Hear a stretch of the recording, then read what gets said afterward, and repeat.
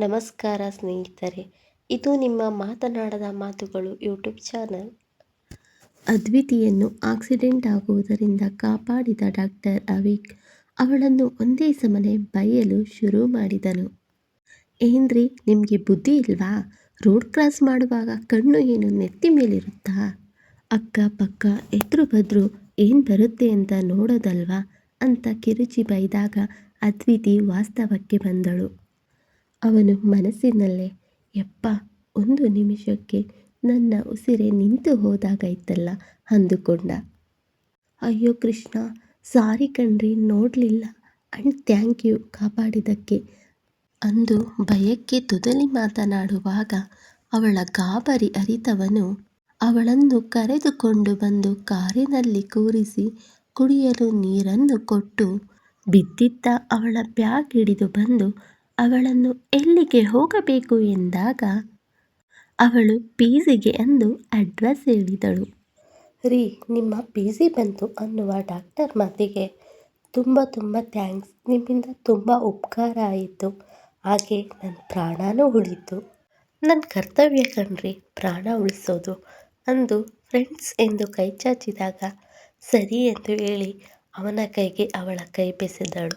ಕಾರಿನಿಂದ ಇಳಿದು ಬಾಯಿ ಹೇಳಿ ಅವಳು ಪಿಜಿಗೆ ಹೋದಳು. ಅವಳು ಹೋದ ದಾರಿಯ ನೋಡುತ್ತಾ ಎಷ್ಟು ಚೆಂದ ಇವಳು, ಎಷ್ಟು ಮಾತನಾಡೋಳು, ಮದುವೆಯಾದ ಮೇಲೆ ಮೌನಾನೆ ಹೊದ್ದು ಮಲಗಿದ್ದಾಳೆ. ಏನಾದರೂ ಆಗಲಿ, ನನ್ನ ಪಾಲಿನ ಅಮೂಲ್ಯವಾದ ನಿಧಿ ನೀನು, ಮೊದಲ ಥರ ಮಾಡ್ತೀನಿ ನನ್ನ ಮುದ್ದು ಅಮ್ಮು, ಎಷ್ಟು ಮುದ್ದು ಅಂದು ಮುಂದೆ ಸಾಗಿದ.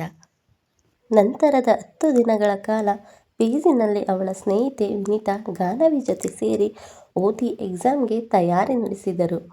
ಎಕ್ಸಾಮ್ ಮುಗಿಸಿ ಕೊನೆ ದಿನ ಅವಳ ಸ್ನೇಹಿತೆಯರಿಗೆ ನಾನು ಆಮೇಲೆ ಪಿಜಿಗೆ ಬರ್ತೀನಿ, ನೀವು ಹೋಗಿ ಅಂದಾಗ ಅವರು ನಮಗೆ ಗೊತ್ತು ನೀನು ಯಾಕೆ ಲೇಟಾಗಿ ಬರ್ತೀನಿ ಅಂತ ಇದೀಯಾ ಅಂತ, ತುಂಬ ಲೇಟ್ ಮಾಡಬೇಡ, ಬಾ ಹುಷಾರು, ಬಾಯ್ ಎಂದು ಹೊರಟರು.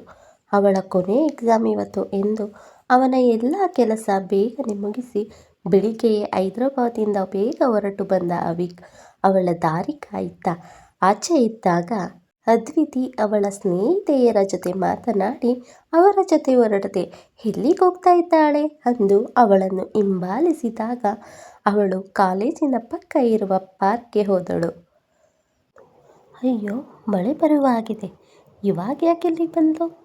ಓ, ಅವಳು ಫ್ರೆಂಡ್ಸ್ ಜೊತೆ ಹೋಗದೆ ಮಳೆಯಲ್ಲಿ ನೆನೆಯೋಕೆ ಬಂದಿದ್ದಾಳೆ. ನನ್ನ ಮೂಗೆ ಮಳೆ ತುಂಬ ಅಂದರೆ ತುಂಬ ಇಷ್ಟ. ಅವನು ಕಲ್ಪನಾ ಲೋಕದಲ್ಲಿ ಕಳೆದು ಹೋಗಿದ್ದಾಗ ಅವನನ್ನು ಎಚ್ಚರ ಮಾಡೋಕೆ ವರ್ಷನೇ ಧರೆಗೆ ಇಳಿಯಬೇಕಾಯಿತು. ಅವಳನ್ನು ಮಳೆಯಲ್ಲಿ ಸ್ವಲ್ಪ ನೆನೆಯಲು ಬಿಟ್ಟು ಆಮೇಲೆ ಅವಳ ಹತ್ತಿರ ಕೊಡೆ ಹಿಡಿದು ಹೋದ. ಮಳೆಯ ಮೈ ಮೇಲೆ ಬೀಳೋದು ನಿಂತಿದಾಗ ತಲೆ ಎತ್ತಿ ನೋಡಿದ ಅವಳು ಮತ್ತೆ ಮೂಡಿಗೆ ಒಳಗಾದಳು. ಕಪ್ಪು ಕಣ್ಣಿನ ಸುಂದರ ನಗುತ್ತಾ ನಿಂತಿದ್ದ. ಆ ನಗು ನೋಡಿದರೆ ಎಂಥವರು ಮರುಳಾಗಲೇಬೇಕು ಬಿಡಿ. ಯಾಕ್ರಿ ಛತ್ರಿ ಹಿಡಿದಿದ್ದು? ಮಳೆ ನೆನೆಬೇಕು ನಾನು, ಪುಟ್ಟ ಮಕ್ಕಳಂತೆ ಮೂತಿ ಒಪ್ಪಿಸಿ ಕೇಳಿದಳು. ಸಾಕು, ಮಳೆಯಲ್ಲಿ ಆಟ ಆಡಿದ್ದು ನೆಗಡಿ ಆಗುತ್ತೆ, ಆಮೇಲೆ ಜ್ವರ ಬರುತ್ತೆ, ಮತ್ತೆ ಟ್ರೀಟ್ ಮಾಡೋಕ್ಕೆ ನಾನೇ ಬರಬೇಕು. ಬನ್ನಿ, ಪಿಜಿಗೆ ಡ್ರಾಪ್ ಮಾಡ್ತೀನಿ.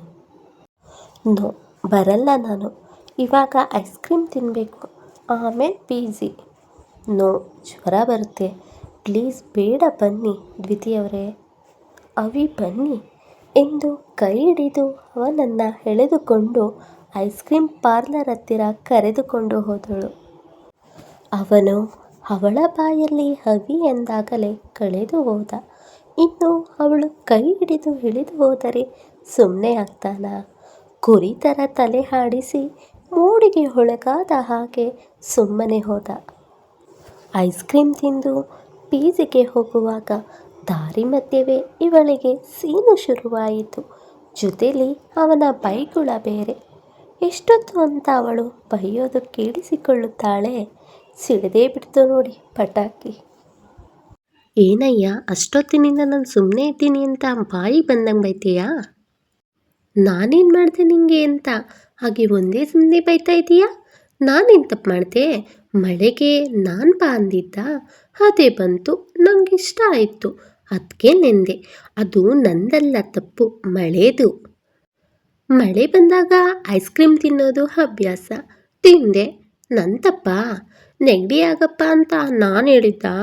ಹಾಂ ಹೇಳಯ್ಯ, ಅದೇ ಆಗಿದ್ದು ಅಂತ ಒಂದೇ ಸುಮ್ಮನೆ ಬೈತಾ ಇದ್ದರೆ ನಮ್ಮ ಹುಡುಗ ಪಾಪ ಏನು ಅದ್ಭುತ ನೋಡಿದ ಥರ ನೋಡ್ತಾ ಇದ್ದ. ಪಾಪ ತುಂಬ ವರ್ಷ ಆದಮೇಲೆ ಅವಳು ಬೈಗುಳ ಕೇಳಿದ್ದ ಅಲ್ವಾ, ಅದಕ್ಕೆ. ಇವಳಿಗೆ ಅವನ ನೋಟ ಮುಜುಗರವಾಗಿ ಮುಖಾನ ಕಿಟಕಿ ಕಡಿ ಮಾಡಿದಾಗ ವಾಸ್ತವಕ್ಕೆ ಬಂದ ಅವನು ನಿಧಾನ ಸ್ವರದಲ್ಲಿ ಬಜಾರಿ ಇಸ್ ಬ್ಯಾಕ್ ಅಂದಾಗ ಅವಳು ಏನಾದರೂ ಅಂದ್ರ ಕೇಳಿದಾಗ, ಏ ಇಲ್ಲ, ನಾನೇನು ಹೇಳಿಲ್ಲ. ನೀವು ಬೈದಿದ್ದು ಮುಗ್ದಿದ್ರೆ ಪಿ.ಜಿ ಕಡೆ ಪ್ರಯಾಣ ಶುರು ಮಾಡೋಣ ಅಂದಾಗ ಆಚೆ ನೋಡಿದ ಅವಳಿಗೆ ಕಾರು ರೋಡಿನ ಒಂದು ಬದಿಗೆ ಪಾರ್ಕ್ ಮಾಡಿದ್ದು ಕಾಣಿಸಿದ್ದು. ಪಾಪ ಬೈಯೋ ಅರ್ಜೆಂಟ್ನಲ್ಲಿ ಕಾರ್ ಪಾರ್ಕ್ ಆಗಿರುವುದು ಗೊತ್ತಿಲ್ಲ ಅವಳಿಗೆ. ಸಾರಿ ಕಣ್ರಿ, ತುಂಬ ಬೈದೆ ಅನಿಸುತ್ತೆ. ಹಾಗೇನೂ ಇಲ್ಲ, ಹೊರಡೋಣವಾ? ಹೊರಡೋಣ. ಅದು ಸರಿ, 15 ದಿನದ ಮೇಲಾಯಿತು ನಿಮ್ಮನ್ನು ನೋಡಿ. ಎಲ್ಲಿಗೆ ನಾಪತ್ತೆಯಾಗಿದ್ರಿ ಡಾಕ್ಟ್ರೇ? ನಾಪತ್ತೆ ಏನೂ ಆಗಿಲ್ಲ, ಒಂದು ಕಾನ್ಫರೆನ್ಸ್ ಇತ್ತು, ಹಾಗಾಗಿ ಹೈದ್ರಾಬಾದ್ಗೆ ಹೋಗಿದ್ದೆ ಅಷ್ಟೇ. ಓ ಹೌದಾ, ಸರಿ. ಯಾಕ್ರಿ, ಮಿಸ್ ಮಾಡ್ಕೊಂಡ್ರ ನನ್ನ? ಹಾಂ, ನಿಮ್ಮನ್ನ? ಹಾಗೇನೂ ಇಲ್ಲ ಡಾಕ್ಟ್ರೇ. ಸರಿ, ಎಕ್ಸಾಮ್ ಹೇಗೆ ಮಾಡಿದ್ರಿ? ಸೂಪರಾಗಾಯಿತು ಕಣ್ರಿ ಡಾಕ್ಟ್ರೇ. ಮುಂದಿನ ಸಂಚಿಕೆಗಾಗಿ ನಿಮ್ಮ ಮಾತನಾಡದ ಮಾತುಗಳು ಯೂಟ್ಯೂಬ್ ಚಾನಲ್ನ ಸಬ್ಸ್ಕ್ರೈಬ್ ಆಗಿ. ಇದು ನಿಮ್ಮ ಮಾತನಾಡದ ಮಾತುಗಳು. ಮತ್ತೆ ಸಿಗೋಣ.